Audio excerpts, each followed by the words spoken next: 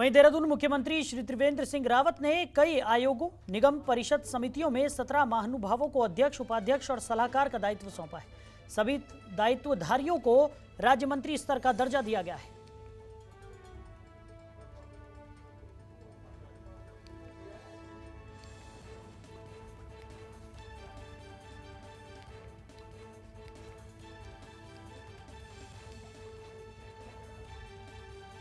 तो आपको बता दें कि दायित्वधारियों को राज्य मंत्री स्तर का दर्जा यहां पर दिया गया है। राम सूरत नौटियाल, चिन्याली सौड़ उपाध्यक्ष, राज्य स्तर मत्स्य पालक विकास अभिकरण, और कैलाश पंत रानीखेत अध्यक्ष, उत्तराखंड राज्य आपदा प्रबंधन सलाहकार समिति। वहीं प्रताप सिंह रावत को चक्राता उपाध्यक्ष, वन विकास निगम, कमल जिंदल सितारगंज उपाध्यक्ष, उत्तराखंड वन व पर्यावरण सलाहकार समिति, संजय सिंह ठाकुर रुड़की उपाध्यक्ष, राज्य वन जीव सलाहकार बोर्ड, मोहन सिंह मेहरा जागेश्वर अध्यक्ष, राष्ट्रीय ग्रामीण स्वास्थ्य सलाहकार एवं अनुश्रवण परिषद। तो ये तमाम जिम्मेदारियां यहां पर इन्हें सौंपी गई है। बढ़ते आगे, गंगा सहित सभी नदियों की पवित्रता और स्वच्छता के कामों में जुटी पूर्व केंद्रीय जल संसाधन मंत्री उमा भारती आपदा प्रभावित रैणी गांव पहुंची। उन्होंने लोगों के बीच बैठकर उनका दुख दर्द सुना। ग्रामीणों ने बार बार आपदा से प्रभावित हो रहे रैणी गांव के विस्थापन की मांग उठाई। उमा भारती ने ग्रामीणों की इस मांग का समर्थन किया। पूर्व केंद्रीय मंत्री उमा भारती को बताया गया कि रैणी गांव का भूवैज्ञानिकों की तरफ से सर्वेक्षण किया जा चुका है। ये गांव भूस्खलन की चपेट में है, कभी भी कोई बड़ी दुर्घटना से इंकार नहीं किया जा सकता है। ग्रामीणों ने पूर्व केंद्रीय मंत्री से रैणी चक सुभाई को पूर्ण रूप से विस्थापित करने की मांग की। तो ग्राम प्रधान भवान सिंह ने बताया कि ग्रामीणों ने इस आपदा से प्रभावित लोगों की आर्थिक सहायता की मांग की है।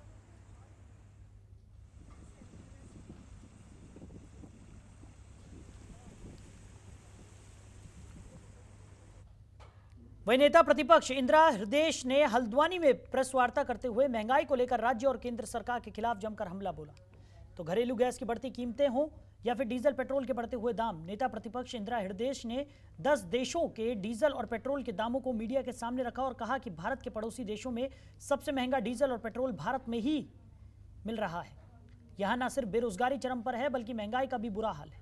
साथ ही उन्होंने कहा कि कांग्रेस पार्टी महंगाई को लेकर पूरे प्रदेश में व्यापक आंदोलन करेगी। साथ ही विधानसभा में भी इस मुद्दे को उठाया जाएगा।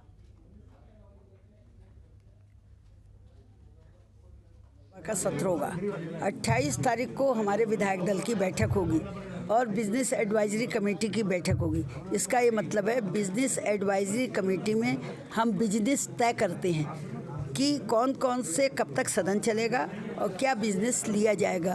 विधायक दल की बैठक में ये तय करते हैं किन मुद्दों को प्राथमिकता के आधार पर लिया जाएगा। ये सब काम 28 को हो जाएंगे। 28 का महीना है, 1 तारीख से सदन चलेगा। ये बजट सत्र है, इसमें बजट भी पास होगा। तो इसमें हम प्रमुख रूप से महंगाई, बेरोजगारी, भ्रष्टाचार, 3 मुद्दे हमारे प्रमुख हैं। महंगाई और चरम की बेरोजगारी और भ्रष्टाचार, उसके उदाहरण सहित वहाँ हम प्रस्तुत करेंगे, जिसका जवाब सरकार से मांगेंगे और उन्हें देना पड़ेगा। वहीं उत्तराखंड क्रांति दल में कई इंटरनेशनल, नेशनल और स्टेट लेवल के अवार्ड जीतने वाले खिलाड़ी वीरेंद्र सिंह रावत को आज स्पोर्ट्स कोटे में केंद्रीय अध्यक्ष नियुक्त किया गया। इस मौके पर वीरेंद्र रावत ने कहा कि सबसे पहला काम उत्तराखंड में खिलाड़ियों की प्रतिभा को आगे बढ़ाया जाएगा। साथ ही उन्होंने सरकार से मांग करते हुए कहा कि यहां पर कितने सालों से अभी तक कोई खेल नीति नहीं बनी है। वैसे हम प्रतिभाओं को खोज रहे हैं और उन्हें आगे बढ़ाने के लिए भी काम करेंगे।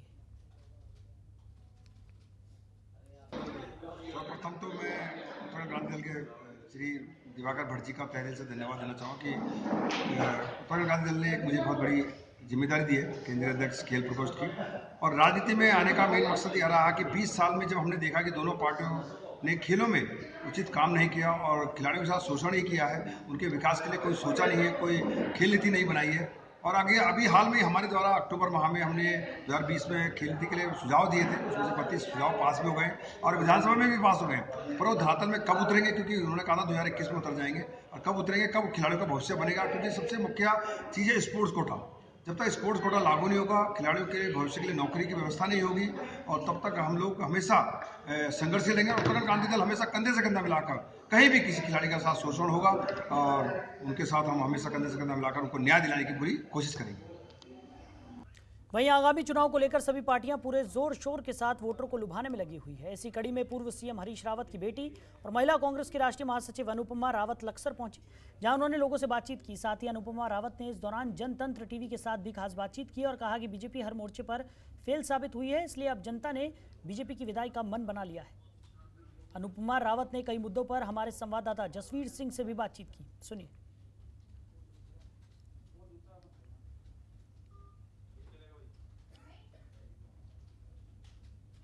प्रदेश में चुनाव की आहट शुरू होते ही कहीं ना कहीं कांग्रेस ने भी अपनी पूरी तैयारी कर ली है। अब कांग्रेस नेता गांव-गांव, गली-गली पहुंच रहे हैं और जनता से संपर्क कर रहे हैं। हमारे साथ में जुड़ी हुई हैं पूर्व मुख्यमंत्री हरीश रावत की बेटी एवं महिला कांग्रेस की राष्ट्रीय महासचिव अनुपमा रावत। उनसे बात करेंगे। वो लगातार हरिद्वार क्षेत्र में जनसंपर्क कर रही हैं और नुक्कड़ सभाएँ भी कहीं ना कहीं में आयोजित कर रही हैं। बात करेंगे हरिद्वार आपने क्षेत्र बना रखा, क्या लगता है कि हरिद्वार क्षेत्र में जिस तरह से पहले कांग्रेस की हार हुई थी, अब उसे लेकर के आने वाले चुनाव में कितनी तैयारी है, क्या है आपके पास?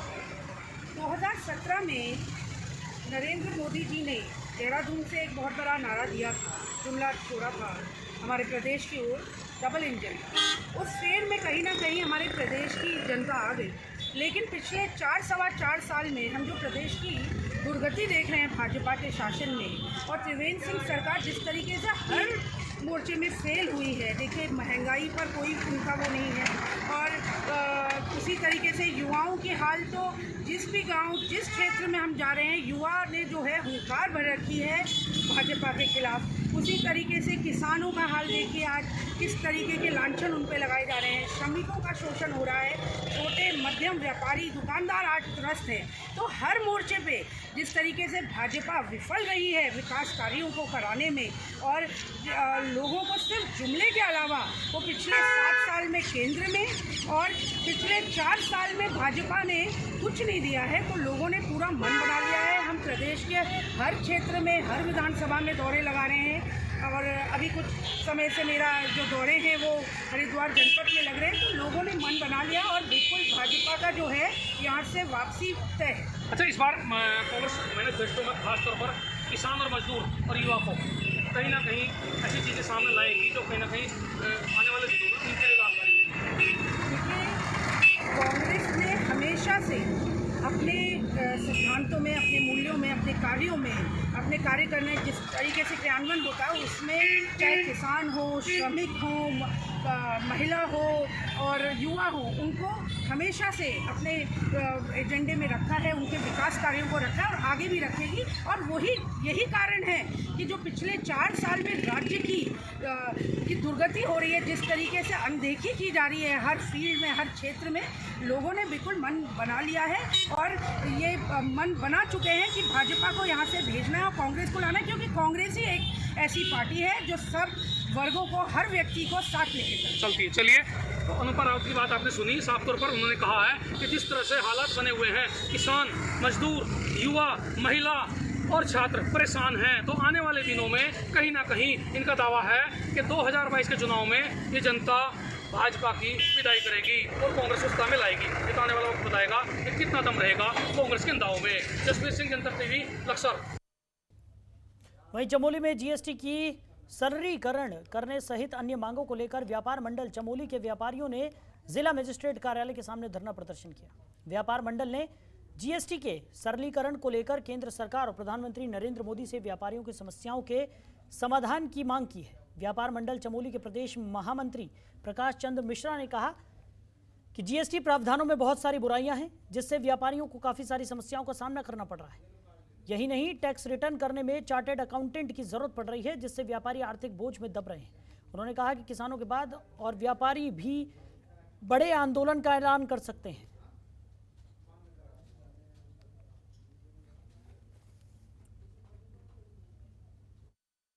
सारे प्रदेश के व्यापारियों की ओर से हमारी प्रमुख मांगें रहेंगी कि लॉकडाउन पीरियड के दौरान हमारा व्यापारी बुरी तरह से पीड़ित रहा है। हम प्रथम जो राज्य सरकार के हाथ में, इसके द्वारा सरकार से मांग करते हैं कि राज्य सरकार हमारे जो है कि कोरोना काल के दौरान बिजली के, पानी के बिलों को जो है कि पूर्णतः माफ़ करे। इसी के साथ कोरोना काल के दौरान हमारे सारे लाइसेंस, जो कि हमारे लाइसेंस एक्सटेंड समाप्त हुए हैं, प्राय हैं, उनको उसी पीरियड को देखते हुए एक्सटेंड करें। आगामी समय के लिए हमें राहत को प्रदान करते हुए इन्हीं लाइसेंसों को निःशुल्क और कम शुल्क के साथ सरकार जो है कि इनको लागू करने का प्रावधान करे। साथ ही हमारे चौपट हो चुके व्यापार को स्थापित करने के लिए सरकार हमें जो है कि अनुदान युक्त कम शर्तों, कम से कम ब्याज दरों पर और लंबे समय का टर्म बिना गारंटी के व्यापारियों को उपलब्ध कराए, जिससे हम अपना व्यापार उपलब्ध पुनः सुचारू रूप से संचालित कर सकें। वहीं ऋषिकेश में महाकुंभ 2021 के तहत देव डोलियों के आगमन के मौके पर त्रिवेणी घाट और श्री भद्रकाली मंदिर ढालनवाला मुनि कुरेती में भी श्री बद्रीनाथ जी की धर्म ध्वजा की स्थापना की गई। स्थापना कार्यक्रम में ऋषिकेश में पूर्व कैबिनेट मंत्री परमाध्यक्ष मोहन सिंह रावत और भद्रकाली मंदिर ढालवाला में कैबिनेट मंत्री सुबोध उनियाल ने धर्म ध्वजा की स्थापना की। देव डोलियों के स्नान से पहले त्रिवेणी घाट पर आयोजित कार्यक्रम का पंडाल भक्तिमय रंग में डूब गया। वहीं ढोल दमाऊ में उसमें सांस्कृतिक रंग भी घोल दिया। माहौल कुछ ऐसा बना कि धर्म ध्वजा की स्थापना के तुरंत बाद त्रिवेणी घाट पर मंडाण लग गया।